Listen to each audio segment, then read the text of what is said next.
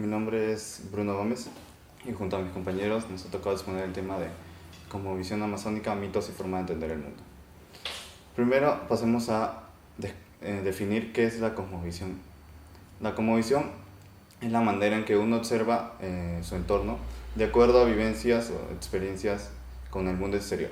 Esto quiere decir que cada uno tiene su forma propia de entender el mundo.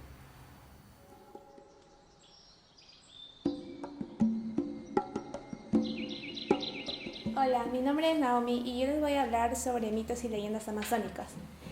Primero les voy a dar el significado de el mito, que es una narración que describe y retrata el lenguaje simbólico del origen de los elementos y supuestos básicos de una cultura. Y las leyendas son relatos que surgen en el pasado, en donde se encuentran las raíces de nuestra identidad, y que son generalmente transmitidos oralmente y cada vez van variando. El mito y las leyendas forman parte de la cultura popular del nativo amazónico. Se transmiten de generación en generación y también forman parte de su cosmovisión. Bueno, ahora les voy a hablar sobre el mito que se llama el Tunche. De este mito existen muchas versiones y en lo único que coinciden mayormente de todas las versiones es que el Tunche tiene patas de cabra. Es una alma endemoniada que es dueño de la oscuridad, que se hace presente mediante un silbido. La persona que escucha ese silbido significa que la muerte está acercándose hacia él. No necesariamente es él quien va a morir. El Tunche ataca a las personas perdidas y desorientadas. Más que nada a las personas que van y acampan y no conocen el lugar, a esas personas les ataca. Los pobladores cuentan que si una persona fallece, tiene que ser velada por un día. Y si la persona que está en el velatorio se va antes de ese día, el Tunche va y mata a esa persona y también puede matar a un familiar o cualquier otro poblador. El Tunche puede adoptar varias formas para confundir a la víctima. Él tiene a adoptar la imagen de una persona para poder engañarlas. Por ejemplo, cuando alguien está acampando por la selva y está pensando en una persona que no llega y piensa constantemente en él, el Tunche toma esa imagen de esa persona para poder engañarla y atraerla a él. Y al final esa persona termina muerta. Ahora les voy a contar sobre el mito que se llama Yacuruna. La Yacuruna es un ser mitológico que habita en los ríos y en las lagunas de la Amazonía. La Yacuruna posee el poder de cambiarse a sí mismo en una persona muy guapa que usando sus encantos atrae a mujeres que pueden ser indígenas o cualquiera que vaya a visitar ese lugar. Las que caen en sus hechizos, el Yacuruna las lleva a su casa, que es en los ríos o las lagunas, y ahí las mujeres las convierten en una especie de yacurunas. Hola, mi nombre es Brian Rosario Guerrero y les voy a relatar el mito de la runa mula. El mito que nos cuenta la runa mula se trata de una bestia que se convierte en duende con cuerpo de mula, cabeza y pechos de mujer. La runa mula nos cuenta de que en un pueblo los pobladores trataban de enamorarla y tanto la runamula a los pobladores. Era una bestia que con sus encantos podía encantar a los pobladores y hacer que se puedan desaparecer. En las noches la runamula andaba por los pueblos, por los alrededores de los pueblos y con un casco hacía bulla, hacía ruido, y lo cual los pobladores al escuchar ese ruido sabían que allí andaba una mujer y que ahí se producían actos prohibidos. Los pobladores más valientes perseguían a la runa mula y hasta tal punto de que tenía que llegar un momento que la runa mula perdiera el encanto y así los pobladores la puedan llevar donde un curandero para que le puedan hacer baños y hacerle tomar ayahuasca para que le quiten los encantamientos y así poder desencantarse de los amores prohibidos que tiene. Continuando con el siguiente mito, el Mapinguari. El Mapinguari es un espíritu protector que se puede ver como una gran bestia bípeda del tamaño de 2 hombres peludos y capaz de realizar olores terribles que utiliza para castigar y noquear a los cazadores furtivos y otros que no respetan la selva.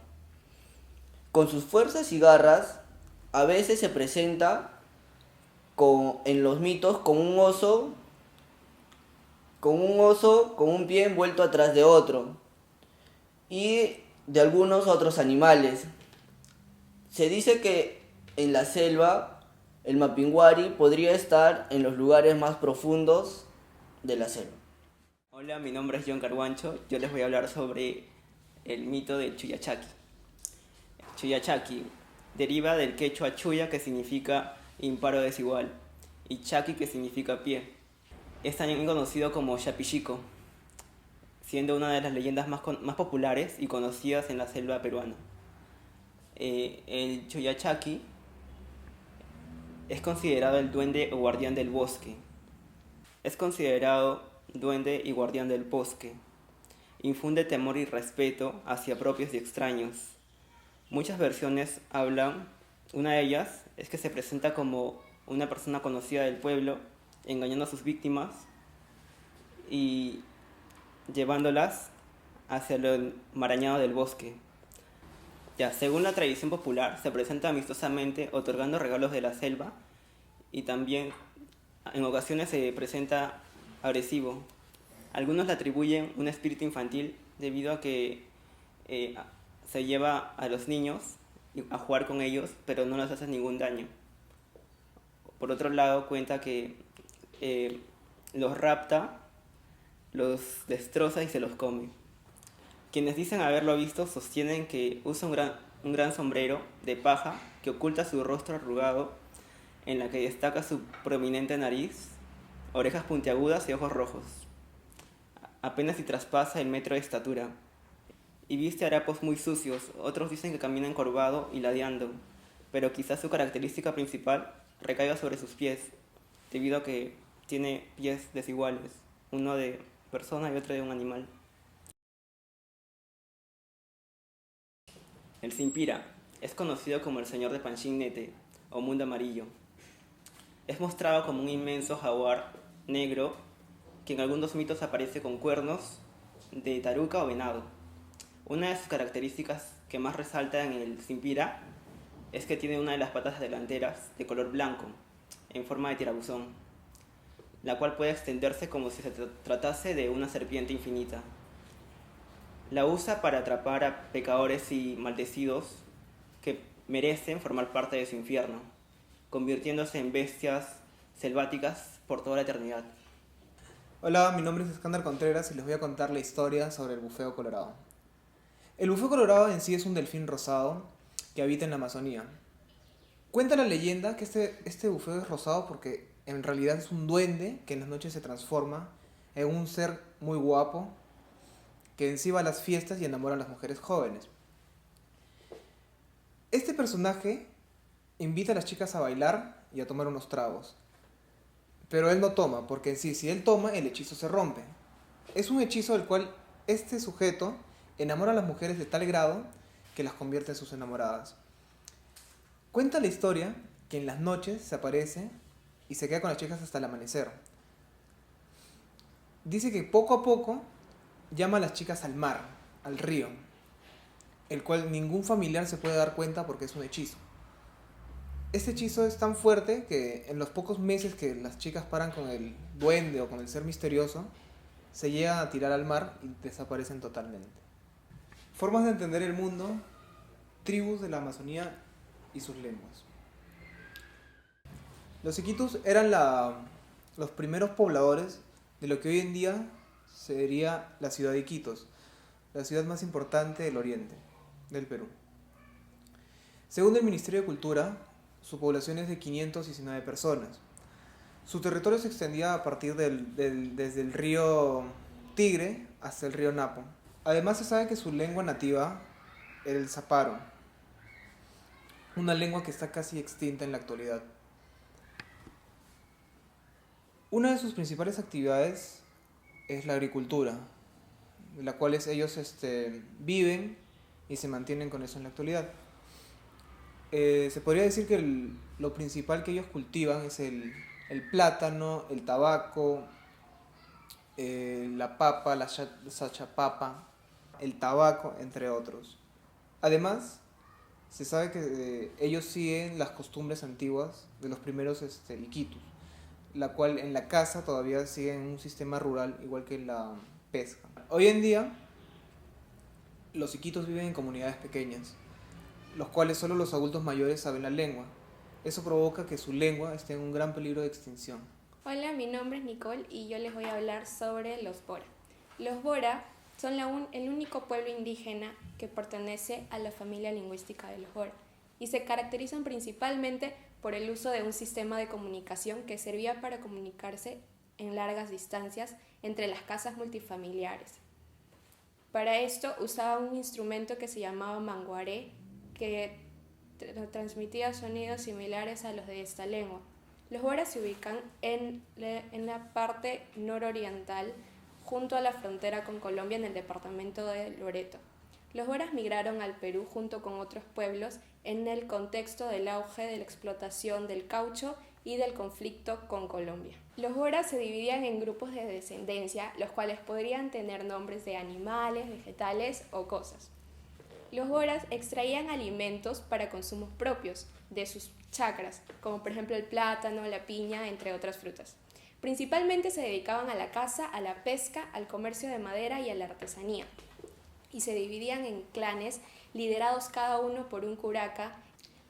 En la cosmovisión Bora, el mundo es la representación de un creador llamado Piptei Nimue, que significa creador de la tierra y de las cosas que existen en ella. Los Boras hacían ceremonias y danzas para apaciguar a los espíritus, ya que si estos se molestaban podrían traer consecuencias como grandes enfermedades, plagas, etc. Ahora voy a hablar sobre los ayánicas. Los ayánicas son el pueblo indígena amazónico demográficamente más poblado. Weiss refiere a una clasificación según criterios ecológicos y los divide en ribereños y ayánicas de altura. También los podemos dividir según criterios culturales, geográficos y lingüísticos en tres, que son ayánicas de los valles del río Pichis y Perené y ayánicas de los valles del río Apurímac, Tambo, N y ayánicas del Gran Pajonal. Al hallazgo de hachas de bronce en los pueblos indígenas ayánicas, se conoce que estos mantuvieron relaciones de intercambio o comercio mucho antes que los incas. En las décadas de 1970 y 1980 surgen las primeras organizaciones políticas ayánicas. El MRTA o Movimiento Revolucionario Tupac Amaru y Sendero Luminoso comenzaron a realizar acciones en estos territorios.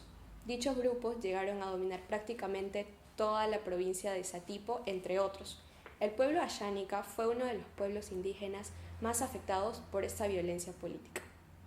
Ahora pasaré a hablarles sobre el pueblo secoya. Según la lengua del pueblo secoya, secoya significa río pintado por líneas de color arcoíris, aunque ellos prefieren ser llamados Aidopay, que significa gente de este monte. Junto a los Maijunas son los únicos pueblos que pertenecen a la familia lingüística de los Tucano. Se ubican en la zona norte de la región de Loreto y su población es de 921 personas. Entre los años 1858 y 1879 tuvieron que mermar debido a una gran epidemia. A finales del siglo XIX e inicio del siglo XX, el boom del caucho afectó a los secoya durante 4 décadas del siglo XX y hacia inicio del 1941, con el inicio de la guerra entre Perú y Ecuador, tuvieron que refugiarse en quebradas. Además, en el año 1969 se estableció la educación escolarizada en la zona que este pueblo habitaba. Los secoyas se organizan por linajes de vía paterna. Tradicionalmente, las personas pertenecientes a un mismo linaje habitan en una casa multifamiliar donde el más anciano es considerado el jefe.